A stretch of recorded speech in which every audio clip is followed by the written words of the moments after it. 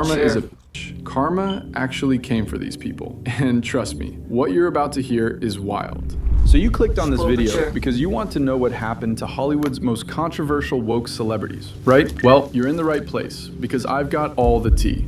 Some of these celebrities faced massive career failures, public humiliation, and straight up disappeared from Hollywood. In this video, you'll see the box office bombs that lost hundreds of millions of dollars, the career collapses that shocked everyone, and where these celebrities are actually hiding today. So let's get into it. Here's the thing. In the past few years, Hollywood pushed really hard for woke messaging in major franchises. Now, when I say woke in this context, I'm talking about celebrities who publicly criticized their own fans, insulted classic movies that people loved, or made everything about activism instead of just making good entertainment. This is day one of my husband doing Tai Chi workouts. That was a good spot. I can't knock it. This is day 21. That was a good spot because I'm watching. Everyone has opinions. Even if I wasn't reacting, I want to see. They were untouchable. They thought they could say whatever they wanted and audiences would just accept it. But guess what? Audiences started voting with their wallets. They stopped buying tickets. They stopped watching. And what you're about to see is what happens when Hollywood forgets that fans actually matter. So let's start with the celebrity who basically destroyed Disney's most iconic princess movie. When we talk about mainstream woke actresses, one face probably comes to mind first, and yeah, it's Rachel Zegler. For those who don't know who Rachel is, let me break it down for you real quick. This girl literally roasted Disney's classic Snow White and the Seven Dwarfs. Yeah. She called the prince a stalker and said his scenes might even get cut from the movie. She did? I mean, can you imagine? She literally said this on camera. I don't think she was referring to him. I think she came was out saying in 1937, and very evidently old so. movie. There's a big focus on her love story with a guy who literally stalks her. Weird. So we didn't do that this time. And then she just kept going. Right. She said there's no prince, or maybe a different kind of prince, and that they have a different approach to what everyone will assume is a love story. But here's the craziest part. She was so confident, so sure of herself, that she even joked about her male co-star Andrew Burnap. She said, and I quote, All of Andrew's scenes could get cut. Who knows? It's Hollywood, baby. Now look, I'm not going to spend forever going into Rachel's entire history because I'm pretty sure most of you already know what she did to contribute to Disney's remake flop. But let me give you the numbers because they tell the whole story. Disney's Snow White was released in March 2025, and it became a massive financial failure. We're talking about a movie that grossed roughly $205 million worldwide. Sounds like a lot, right? Wrong. Because the movie had a reported budget of $250 million, and that's not even counting marketing costs. In Hollywood math, a movie needs to make about 2.5 times its budget just to break even. So this what is that about? Like, that's not the first time that I react to one of these movie channels and they say something like that. I don't understand. Why, when a movie tells us how much it was for the budget, how much the budget was, why is it lately that all these channels, movie channels, say that's not included marketing? When did that become a thing? If a movie says they spent $200 million to make for the budget, I mean, that's actors pays included, that's making of sets, that's explosions, and that's crew, that's camera crew, that's makeup crew, that's everything. I would assume that marketing is being included in that number. But every time I watch these channels, I never heard that from a producer or a director or an actor. I hear that on these channels. Is that true? I guess I could just Google it. Lost Disney hundreds of millions of dollars. Hundreds of millions. But wait, because it gets even worse for Rachel. In December 2024, she starred in this disaster comedy movie called Y2K that was released by A24. And this movie was a historic bomb. Like, we're talking embarrassingly bad numbers.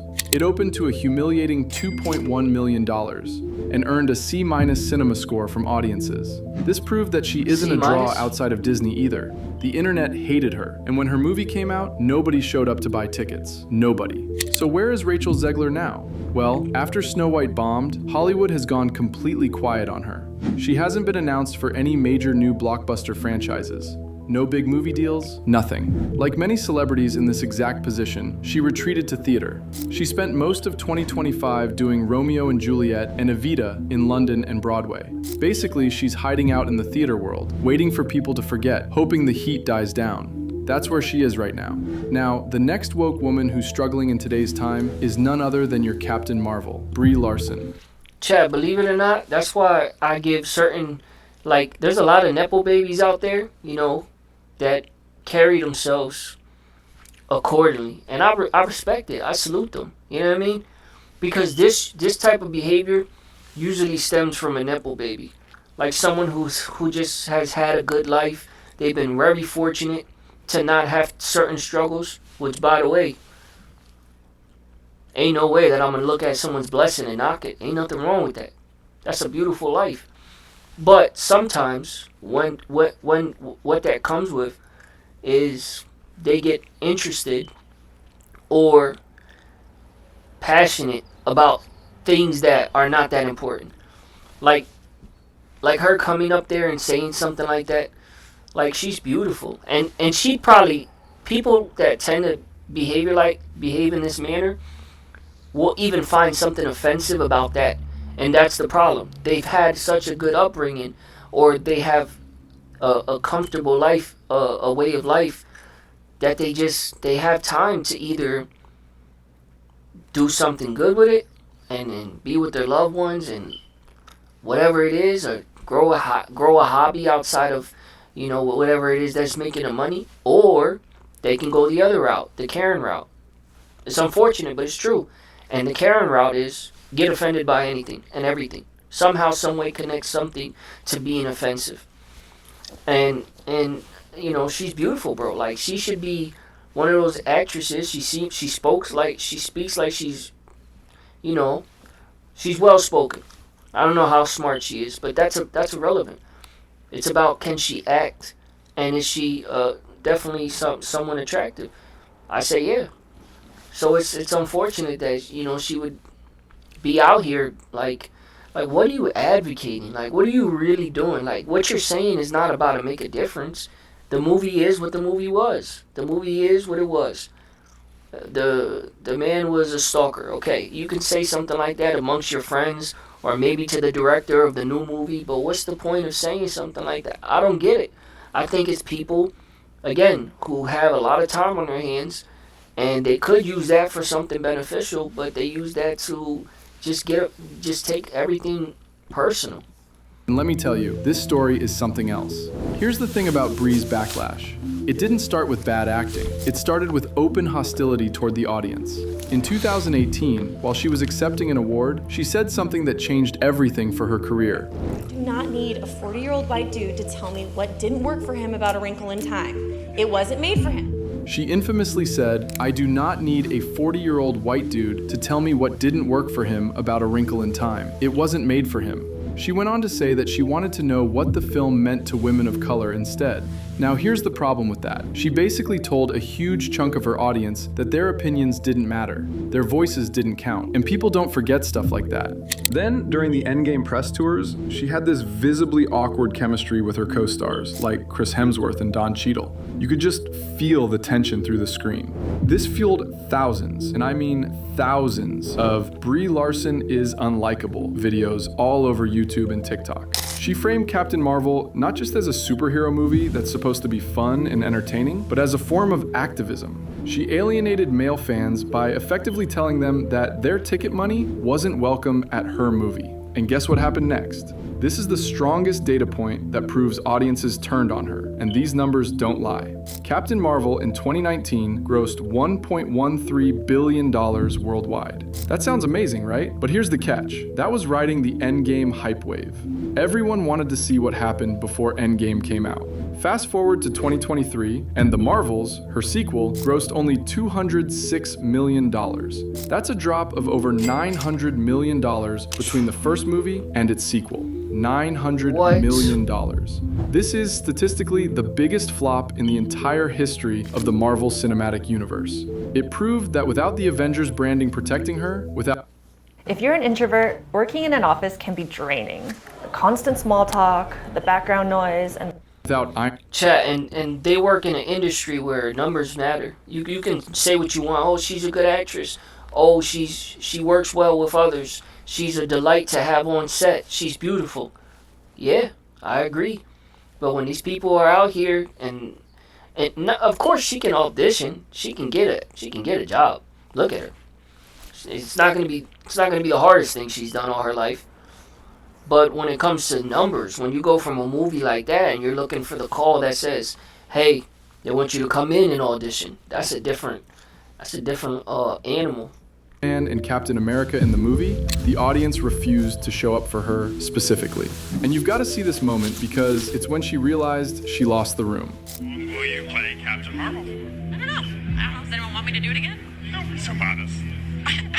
I really don't know. I don't have the answer to that. Now what you just saw right there was Brie Larson answering how long would she play Captain Marvel, in which she gave a very honest answer saying I don't know because people really don't want me. And it's sad that this is actually how she feels. Listen, I'm not the biggest fan of the Captain Marvel movie, not because of her by any means, Right. but people shouldn't be hating on an actress for a movie that they don't like. Nothing in Captain Marvel is Brie Larson's fault. She's an actress. She doesn't deserve hate over a fictional character. Right. Frankly, I find it pathetic how people go out of their way to hate on Brie Larson. She loves the fans that care about her. But if I because believe she doesn't she want does. to be in something for a I don't long think time, her people don't want intentions It's a were shame that negative. she feels this way because she's a fantastic actress. Just watch Room if you don't believe me. Honestly, I think The Marvels is going to be amazing. At the D23 Expo in 2022, a Variety Chat, and at the end of the day, or not at the end of the day, because that sounds like I'm going somewhere, and I'm not.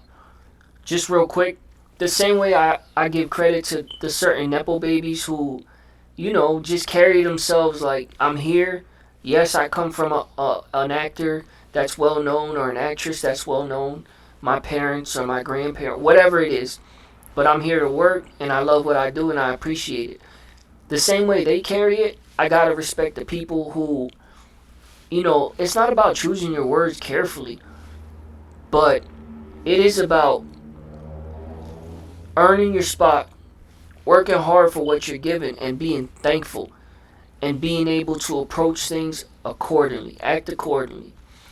And maybe she had the right intention. Maybe she seen something that triggered her right before she went on that stage. Maybe, I don't know if she drinks, she could be sober, but maybe she had a glass of something nice before she left, and someone had brought something up, and she, hey, listen, it gets worse. There's some people who, not her, I don't know what her intentions were. There's some people who think they're gonna say something that's gonna go viral, like they're looking for their moment at an award show where we're supposed to be worried about other people and everybody getting their credit for what we do outside of the screen, and you got some people who will think this is the screen. Here, I'm gonna come act, and I'm gonna say this. So, chat, there's no telling where her heart was at, but I don't think it was that deep. It's not like she sat up there saying, hey, listen, and I think that people, you know, disrespecting a director and taking something personal, and she was clearing the air on something that was on her mind. asked her a simple Move on. question. How long will you play Captain Marvel? And she looked defeated, genuinely defeated, and replied, I don't know. Does anyone want me to do it again? It was this rare moment of self-awareness where she acknowledged the massive backlash she had generated. You could see it in her face. She knew. After the backlash peaked, she didn't double down on the activism stuff. Instead, she tried something different. She started a YouTube channel a from 900 2020 million to drop, you would know 2023, too. where she completely dropped the activist persona. Instead of talking about politics and representation, she posted videos of herself baking cookies, playing Animal Crossing, doing archery, and just acting adorable and relatable. This was clearly a PR strategy to humanize her and make her seem harmless to regular, everyday people.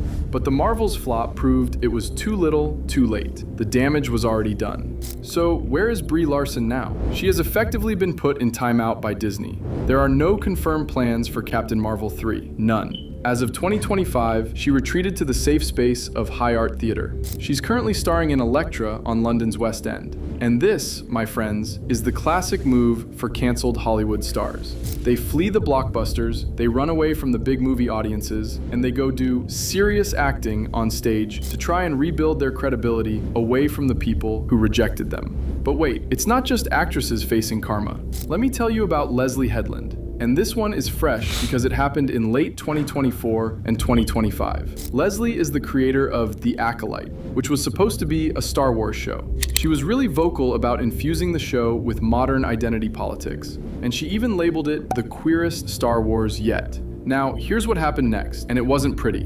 Disney publicly canceled The Acolyte after just one season because of low viewership and massive fan backlash. Now, usually, Star Wars creators get a quiet exit. When you get in your car, you just need to put your location in, the trip planner. It recommends where you need to stop. Exit. Hey, I know one thing. You gotta feel like a little bad for the people who just want to go to work. Like, why do people forget that there's people who just want to do well? They just want to do the job. They want to do the best they can at the job. They want to get better at their job. And they want to eat and put food on the table for themselves and their family. People overlook that. And that's what I meant when I said, the same way I give credit to the Nepples baby, the people who people can say, oh, Will Smith's Jaden's dad, that's why he gets whooped. The same way I respect Jaden for the way he carries it, and he's not out here, being ungrateful, like, oh, I don't care, bad mouthing his pop, making his pop look crazy. The same way he's carrying it and doing films and works hard, and even if he gets some luxuries of life because his pops, he's still appreciative. That's what it is. That's the ones I gotta respect. The ones who appreciate this thing and act accordingly. And to talk about the young lady, I get it. She said what she said on stage. But there's people who just want to go to work and do the best they can. Never mind the BS. Now, when you're confronted with something and something falls on your lap and you gotta stand up for yourself, that's fine. Ain't nothing wrong with that. But saying something that's just like, what are you trying to prove? Like, what is it? But I mean, I guess at the end of the day, I can't judge that. And I'm not trying to, because she said what she felt the need to say. And she put the work in to try to clean it up. I'm not going to knock the PR move. Make a YouTube. Show the people that there's a whole different side of you. Ain't nothing wrong with that. But yeah, look at these people. They just want to work. They just want to work. And the person that is running the show is out here saying things like, the queer is Star Wars. Why? If that's how you feel, show and tell. But what do you get at it?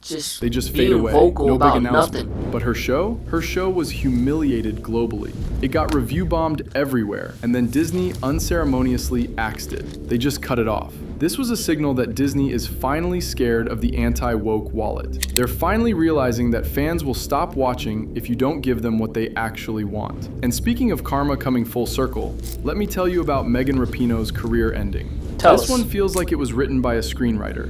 Megan became famous for kneeling during the national anthem and demanding equal pay, even though the contract details were way more complicated than she made them sound. But here's where the poetic justice comes in. Her career ended in what her critics call a perfect karma moment. She missed a crucial penalty kick in the World Cup that eliminated the United States from the tournament. Then, in her final retirement match, the very last game of her career, she tore her Achilles tendon. And after her injury, she made a statement that sparked a massive new wave of backlash. She said, and I quote, "If there was a God, this is proof there isn't." So instead of going out with glory, with celebration, with a fairy tale ending, she went out with a loss, an injury, and bitterness. That's how her career ended. Now let's talk about corporate influencer karma, because this affects more than just movies. Let's talk about Dylan Mulvaney. You probably remember the Days of Girlhood series and that infamous Bud Light partnership that absolutely blew up the internet, right? Well, here's what's happened since then. Dylan has struggled big time to transition from being a TikTok star to becoming a legitimate Hollywood actress. Bud Light lost billions of dollars after that partnership. Oh, I remember this. And Dylan even admitted publicly to feeling abandoned by the brand after all the backlash hit. While Dylan is still famous and still has a following, the reality is that Dylan is now seen as radioactive for major brands. No big company wants to touch that situation again. The pivot to writing a memoir called Paper Doll in 2025 and trying to break into theater instead of getting big brand deals, that suggests a retreat from mainstream corporate partnerships because companies are absolutely terrified of the Bud Light effect. They don't want to lose billions. They saw what happened and they're staying away. And finally, let's talk about Blake Lively because, oh my God. Hey, you know who she looks like? The person to the right, not the one he's talking about. She almost looks like Aubrey Plaza, like in her own. I gotta stop doing that, right? I be having fun, like, you know, making light of it, because we're just having fun. That's what we do here. We're just talking, just having fun. Just go with it. But she do look like Aubrey Plaza. Tell me I'm lying. Chat, she got that look that Aubrey always has. and they're staying away. And finally, let's talk about Blake Lively, because oh my God, this one is messy. This situation has everything: hypocrisy, mean girl behavior, legal battles, and a full public meltdown. So here's what happened. Blake marketed her movie It Ends With Us, which is literally about domestic violence and abuse, as a fun girls' night out romantic comedy. In promo videos, she breezily said things like, grab your friends, wear your florals, and head out to see it. She completely ignored that the movie shows a woman getting beaten by her husband. This isn't a fun rom-com. This is a serious, dark story about abuse. But it gets worse. She tried to use the movie's press tour to launch her new hair care line called Blake Brown, and to sell her alcohol brand called Betty Booze. People found this absolutely disgusting, given the movie's heavy themes of domestic violence. And what? Build a website you love. Wait, I need context, because I mean... For your words? Should she not use her platform? Like, read the room, Blake. Or are you saying because of the movie so dark, the internet did what the internet does now best. Is not the they time. Started digging. That's and they fair. found an old interview from 2016 where she was incredibly rude to a reporter. Oh, yeah? Congrats on your little bump. Congrats on your little bump. What about my bump? The reporter said to Blake, first of all, congrats on your little bump, referring to Blake's pregnancy. Right. And Blake, in this mocking, mean tone, replied, congrats on your little bump. The problem? The reporter wasn't pregnant. And the really sad part? That interviewer had problems with giving birth to a baby. She had fertility issues. And Blake just made fun of her on camera. This confirmed for everyone watching. If that's not a great example to carry with you through life, yeah, it's a small incident. Yeah, it didn't happen to you. But that's a fine example of not being so quick. Slow down. Be slow to judge. Be slow to anger. It's the word of God says. Be slow to anger. Be slow to judge. Slow down.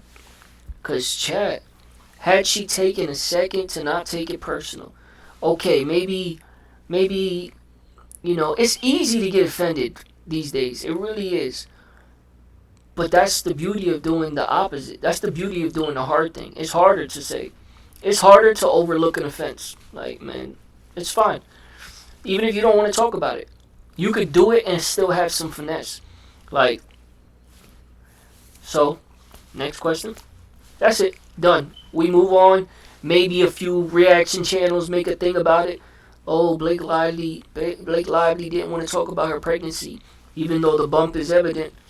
And this is what she said. That's it. After 8 hours or that day goes by, there's new news tomorrow. And there's some finesse you use. But no, you take it personal and you say something that in a moment, maybe you feel like you did the right thing. Like, oh yeah, she talked about my baby. I checked that behavior real quick. The lady lost the baby, fam. This is why you gotta, now you look like, now you should be apologizing. Not to the world, to her. That's why you gotta be slow. Relax, bro. Not everything has gotta be offensive these days. Sweet America's sweetheart persona was completely fake. She was actually a bully, a mean girl. But here's the twist that makes this whole situation even crazier. The internet overwhelmingly sided with her male co-star and director, Justin Baldoni. Let that sink in for a second. In a movie about domestic violence, where you'd think people would automatically side with the woman, everyone sided with the man instead. So do you feel free now to try everything? I mean, what is the next 5 years? Well, in terms of trying, I mean, you apparently are not going to sing if you think you can sing. I sang in this movie. Well, Did you see the movie? I did see the movie. Reports leaked that Blake tried to get Justin Baldoni fired from his own movie that he was directing. She apparently took creative control to make the film prettier and less dark, less serious about the actual subject of domestic abuse. Instead of being seen as a powerful woman standing up for herself, she was seen as a privileged bully who used her husband Ryan Reynolds to steamroll a director who actually cared about treating the domestic violence subject matter with respect. So here's how the legal battle went down. Blake claimed that all the mean things people were saying about her online were part of an alleged smear campaign that Justin Baldoni organized. Chat, he looks like he could pass for Mr. Bean's son, right? Mr. Bean? You know Mr. Bean. Facial expressions. Ooh, ah. You know, all that good stuff. Mr. Bean should have a reaction channel. You know the young man? Shout out to the young man. Hey, listen. My favorite thing is seeing people win who were willing to put the work in. I don't care how they got there. Shout out to the guy that used to go like this.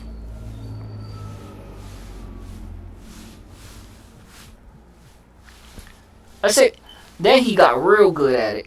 Then he started putting his money where his mouth is. He started seeing, hold up, I'm getting some traction here. People are actually clicking my shorts and they're enjoying it. They're in the comment section. They love it. Then he started getting real, you know, because in anything you do, you should level up. If you're doing well in life, level up. Excuse me. Put some money back into the product that's helping you eat. He started doing this thing where he would play a clip of someone saying something like, you know, building something like, look, I built, this didn't happen. It's just go with it. Look, I built this for you. They're comfortable. They're better than shoes. You can go on the beach with them, and they let your toes go out, and they're comfortable. You should try them. And it'll be like a trashy looking version of a sandal. And then he'd play another video of him with like a picture of sandals, and he'd be like, almost like, you know what I mean? Almost like, it already exists. What are you doing? Like, look at this. Like, you know what I mean? That type of content where it was like someone would say something, either dumb or build like something along those lines, and he'd be like, bro, how do you miss it? It's right here. It was good content. I don't see him no more, but I know he made money. I remember they ended up reporting on him. Chat, there should be a bar about him. There should be like a like a line. Never said a word, but made M's like, you know what I mean? Because he never said a word, chat. Never said a word. And he never said a word, chat. But he always with the reactions. But yeah, Mr. Bean, just for fun, just because he's a legendary person and he's still alive, thank God, he should have one of those channels, a TikTok or YouTube Reels or Shorts where he's just making his faces, his legendary faces. Yeah, he can pass for Mr. Bean's son. About her online were part of an alleged smear campaign that Justin happening? Baldoni organized against her. She said he harassed her on the movie set and made her uncomfortable. But Justin said, no way, that's not what happened at all. He said she was a nightmare to work with, and that she and her husband Deadpool, hey, by the way, that didn't Ryan happen, Reynolds, but by the tried way, to she's a hijack his nightmare. movie and take it over. Blake thought she had a gotcha moment when she released text messages from Justin's team to the Did public. she? But then Justin released the full thread of messages and showed that Blake had manipulated the text messages and taken them out of context to make herself look like the victim. Then he released her text messages, and that's where things got really weird. We learned that Blake called herself a Khaleesi, you know, like from Game of Thrones. And she said that Taylor Swift and Ryan Reynolds are her dragons who protect her and fight for her. I mean, you literally cannot make this stuff up. So far, pretty much everyone in Hollywood seems to be distancing themselves from Blake. No one's coming to her defense. How do we know that? Except for one person. Amber Heard spoke out in her defense. Yeah, that didn't exactly help Blake's case. Yeah, that's not the best person to speak As of up. late 2025, the legal battle between Blake and Justin has escalated big time, and there's a trial set for 2026. Her hair care line launch was complete. Chat, how do you break it to your friend that you got nothing but love for and you don't care how the world looks at them? How do you break it to your friend that they're not the best person to speak up for you? Like, hey, love, listen, don't even let that get to you. Don't even say nothing. Like, no, but I'm not gonna let them come for you like that. Like, no, really, don't say nothing.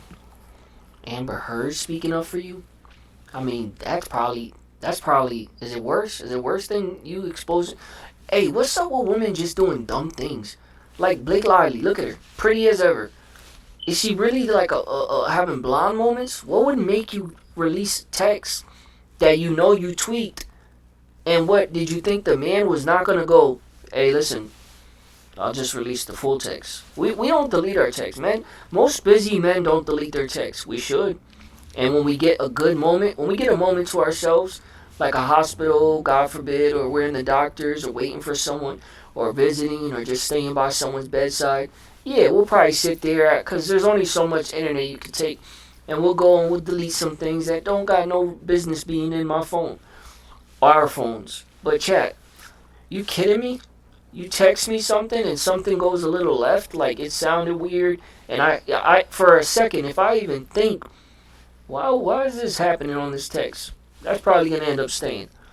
For my safety, never to see the light of day unless something like this happens. Ridiculous. Overshadowed by all the hate and backlash. And unlike Rachel Zegler, who keeps posting on social media like nothing happened, Blake Lively has gone completely into hiding. Radio silence. Her strategy is clearly to disappear and stay quiet until people forget about Let all it blow of this. over. She's hoping the whole thing just blows over. But that strategy proves she can't handle the heat that she created for herself. She even wanted the judge to give her Justin Baldoni's phone records to help prove her case. But unfortunately for her, the judge did not grant her that favor and basically sent her back to the drawing board. At this point, it's just one big game of cheap shots and legal moves. And we've got about a year until this whole thing goes to trial. So we'll just have to wait and see what happens. So there you have it, guys. That's what really happened to Hollywood's most woke celebrities. From box office bombs that lost hundreds of millions of dollars, to legal battles playing out in public, to hiding out in theater productions far away from mainstream audiences. Karma really did come for these people. The pattern is clear. When you insult your fans, when you make everything about politics instead of entertainment, when you forget that audiences are the ones buying the tickets, eventually they stop showing up. And Hollywood is finally starting to learn that lesson. Now I want to hear from you. Which celebrity downfall shocked you the most? Was it Rachel's Snow White disaster, Brie's $900 million drop, or Blake's entire legal mess? Drop your thoughts in the comments below because I genuinely want to know what you think about all this. Thanks so much for watching, and I'll see you in the next one. Bro, you don't genuinely want to know. You want to genuinely get some engagement. But that was a solid video, by the way. Solid video. And that's a good way to end it. Solid way to end it. Because that's a solid question. It's a lot of solidness going on. But yeah, seriously though. Food for thought. Speaking of solids. I don't know. I don't know which one is the worst. Because I don't know enough about it. Based off what you said, okay, let's go off what you said. Based off everything you informed us on, I think Rachel's was the worst. Because it just was unnecessary. She literally could have just avoided that. Just enjoy the award show. Don't make it about your arguments, your personal point of views. And a lot of women like that. Again, I'm not talking about Rachel no more. Because I don't want to keep talking about people. People like that, you don't want to give them a reason to go, oh, and about that, because they're just looking to be offended. Next thing you know, they're trying to go back and forth with you. But yeah, someone like, not someone like her. Someone like you, Adele. But yeah, something like that, just completely 100% avoidable. And it is a good lesson. Like that's the other thing. I'm slow to judge, slow to assume, slow to anger, quick to forgive. Extend a little mercy every once in a while. Listen, something like that, you live and you learn, and don't let it happen again. That's it. But hopefully she took it as a learning tool. Like, what would make you go to a movie where there's other people who worked? Oh, that's what I was going to say.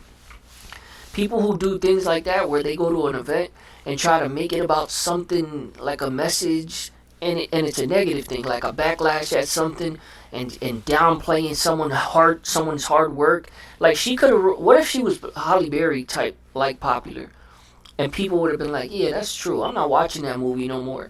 Like, you're potentially ruining a classic that ironically has given you a job and an opportunity. You're remaking our classic, and you're downplaying and making it creepy and making it something it's not. It's just not that. Now, if it was that, that's different. If it was creepy and everybody felt the same way, and it's not like, or even if you had a hot take that not everybody feels, but there was some message behind it and you went about it the right way, you could have did this on your platform. Had you done this on IG, I don't think they would make it what they made it. Had you went on your IG or your YouTube, that's your world. You do what you want. That's you.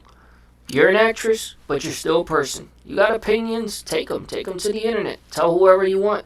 Tell every fan you meet that wants a picture.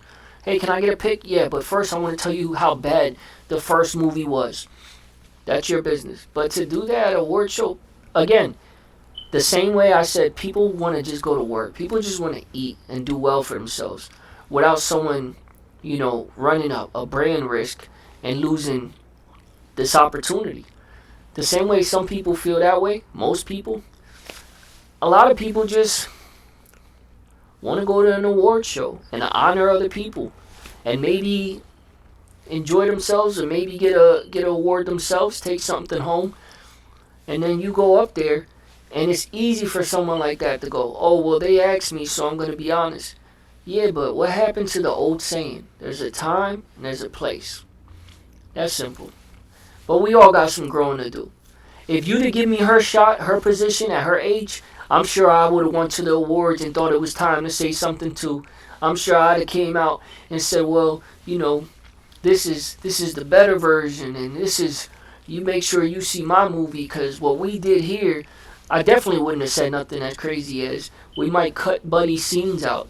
That was wild. But I'll throw her some slack. I think that was a joke. That must have been like her comfortability with the old Buddy.